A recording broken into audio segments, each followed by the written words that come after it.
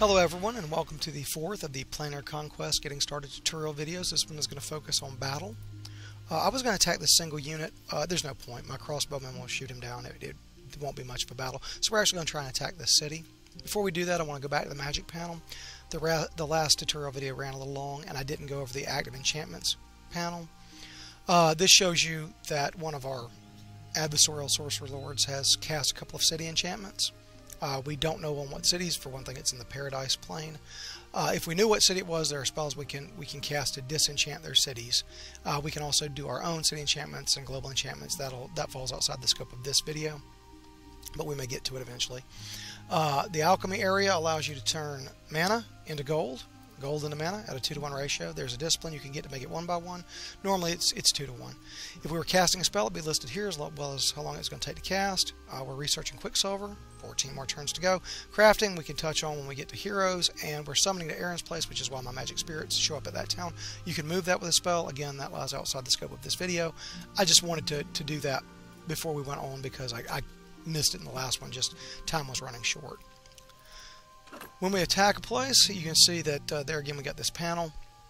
You can see that the threat is average, the distance penalty is 1. The further a place is, the further a battle is from your capital, the greater the distance penalty, which means it's going to cost you more mana, and that's also going to be throttled by your casting skill, so it really matters. You can move your capital closer to where you're planning to fight a battle if you want to via spell, but of course that's it costs resources, and it's just you have to decide whether it's worth it for a particular battle.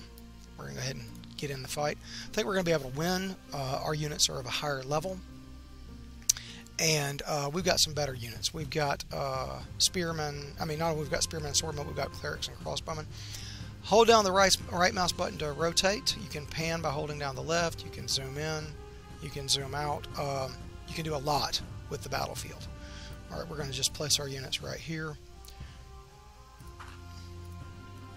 and start the battle. Alright, they're going to get to move first because they are the defenders. Alright, now if we want to take a look at them, we can click and then we can double click their icon. We can get very specific information. That's important when you're with units like this. It's not such a big deal when you're facing a sort of monster that you've never faced before. You can get a lot of information out of that screen. We're going to take our clerics. If we look at our crossbowmen, their damage is 1 to 10. We're going to use their ability to cast. Alright, and we're going to cast Blessed Weapon, which is just going to slightly increase the to hit and damage. Alright, and their most dangerous units are these swordsmen, so we want to weaken them. You'll notice there are 4 members. Alright, now there are 2. I'm sure you see that. That means we just reduce the effectiveness of that unit by half. They're literally two men down. Okay, that's one of the detriments of multi-figure units. They do get more attacks and things like that, but as their units fall, they get less and less effective. And so we're going to use Acid Arrow. It's 44 acid, and it burns. And actually, we can boost that up if we want to. It will greatly increase the cost. And so I actually don't think we want to do that much. We'll boost a little bit. We'll add some additional damage because that's, depending on your skill level and whatnot, you can make them more and more powerful. Certain spells, not all spells. But we'll up this just so that you'll get to see it. It's going to cost me twice as much mana, but it's going to do extra acid damage. So,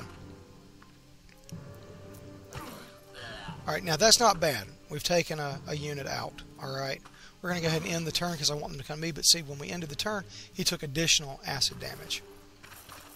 Alright, and we're just making them get into place. Now, we could finish off these swordsmen, but okay, since the number of members matter, what we really want to do is try to reduce the number of members in each one.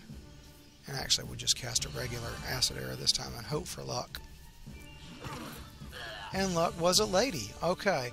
We're going to get the initial attack on this one that's got 4 left, because what we're trying to do is make it where their potential damage is just a lot lower. Alright, now these guys got injured, so what we're going to try to do, well, I can't move and cast. Okay, what we'll have to do is, alright, we got our acid damage in, and I'm hoping these swordsmen don't get themselves killed before the end of this turn, because we want to be able to heal them, but they may not make it.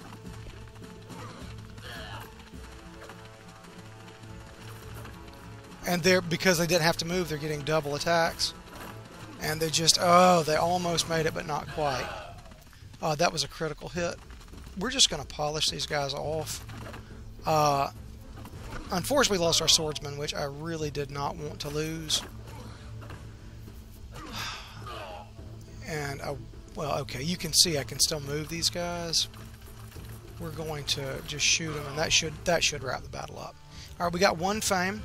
You can see these guys got experience, and I lost that unit, unfortunately. Part of that was I put him in kind of the middle of it, and part of it was just bad luck.